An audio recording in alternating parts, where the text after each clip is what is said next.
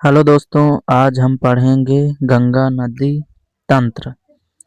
तो गंगा नदी तंत्र पूरी कहाँ से निकलती है, कहाँ गिरती है, पूरी एक एक करके हम लोग जानेंगे। तो गंगा नदी अलकनंदा और भागीरथी दोनों नदियों के मिलने से बनती है। तो अलकनंदा में कितनी नदियाँ आकर मिलती हैं और कौन से प्रयाग बनते हैं, तो आइए हम एक एक करके देखते हैं। तो सबसे पहले अलकनंदा को हम देखेंगे। तो अलकनंदा सतोपथ हिमनद से निकलती है, जो आगे जाकर धौली गंगा और अलकनंदा दोनों मिलती हैं तो बनाती हैं विष्णु प्रयाग। तो आइए विष्णु प्रयाग को देखते हैं। तो देखिए दोस्तों, अलकनंदा और धौली गंगा दोनों आपस में मिलकर विष्णु प्रयाग बनाती हैं। इसके बाद आगे का हम देखेंगे। इसके बाद सतोपथ ग्लेशियर से जब आगे निकलकर अलकनंदा जाती है तो नंदाकिनी नदी मिलती है। तो नंदाकिनी नदी और अलकनंदा जब दोनों नदियां मिलती हैं तो बनाती हैं नंद प्रयाग। तो नंद प्रयाग बनाती हैं। तो देखिए ये है नंद प्रयाग। जब इसके बाद यह अलकनंदा आगे जाती है तो अलकनंदा और पिंडान नदी आकर इसमें मिलती हैं अलकनंदा पे तो बनाती हैं कर्ण प्रयाग। देखिए दोनों नदी जब मिलती हैं तो बनाती हैं कर्ण प्रयाग।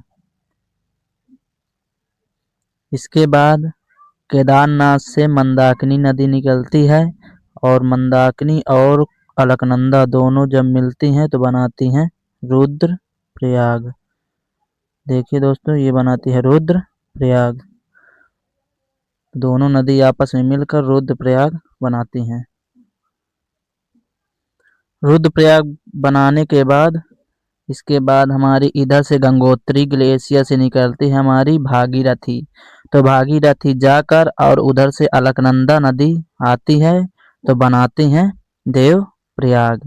तो देखिए इधर से भागीरथी आई है, इधर से अलकनंदा, तो दोनों जब मिलती हैं तो बनाती हैं देव प्रयाग। अब जब देव प्रयाग होता है इसके बाद दोनों नदी आपस में मिल जाती हैं तो गंगा का निर्माण करती हैं। इसके बाद गंगा नदी आगे जाती है। तो देखिए फिर गंगा नदी आगे इधर से देवप्रयाग से निकलती है, इधर से आती है रामगंगा और कन्नौज में ये नदी मिलती है। इसके बाद इधर से गंगोत्री ग्लेशियर से निकलती है गंगा। अब इसके बाद यमुनोत्री ग्लेशियर से निकलती है यमुना नदी। तो यमुना नदी फिर आगे बढ़ती है तो यमुना नदी को देखते हैं। तो चंबल के पहाड़ हैं जो बीहड़ है तो वहां से एक नदी निकलती है चंबल नदी, जो इटावा में जाकर मिलती है। इसके बाद विंध्याचल पर्वत से निकलती है हमारी बेतवा, तो बेतवा जाकर हमारे हमीरपुर में मिलती है। इसके बाद केन नदी जो निकलती है वह बांदा में जाकर मिलती है यमुना से, कैमूर पहाड़ियों से निकलती है केन नदी। इसके बाद दोनों नदी इधर से आ रही है गंगा, इधर से हमारी आ रही है यमुना, जो जाकर प्रयागराज में दोनों नदी आपस में मिलती हैं। तो देखिए ये है प्रयागराज। इसके बाद हमारी गंगा नदी आगे बढ़ती हुई जाती है। तो हमारी जब आगे बढ़ती है यही तो हमारी प्रयागराज से आगे बढ़ती है। इसके बाद पीलीभीत से हमारी निकलती है गोमती, जो गोमती नदी लखनऊ शहर बसा है गोमती नदी के किनारे, वह गाजीपुर में आकर मिलती है।